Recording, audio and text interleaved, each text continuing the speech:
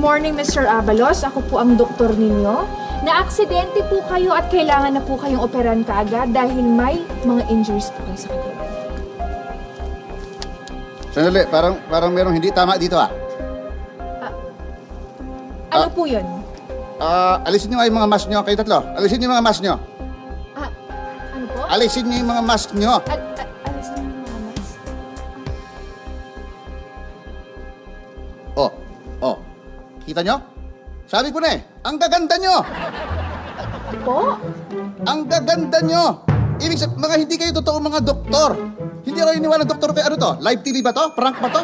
Bakit ako nandito? Ha? Ay nako, Mr. Abalos, totoo po kami. Hindi kayo totoo.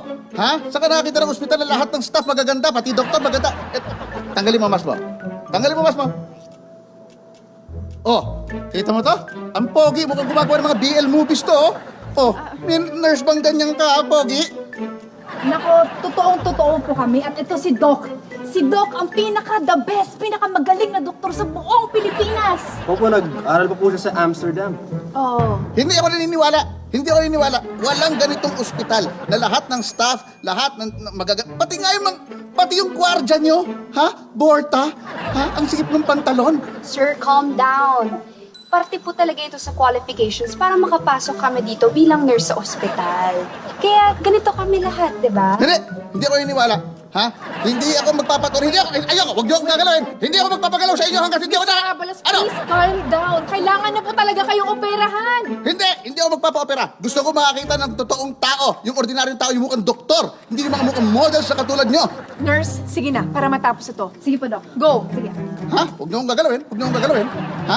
Please, kumalma lang po I kayo. cannot calm down! Ha? Hindi ko lalalaman Mr. ako. Ano to? Abalos, Prank please TV ba to? Camera ba to? Hindi po, Ha? totoo nga po kaming mga Hindi, doktor. hindi ka totoong tao. Please, sige.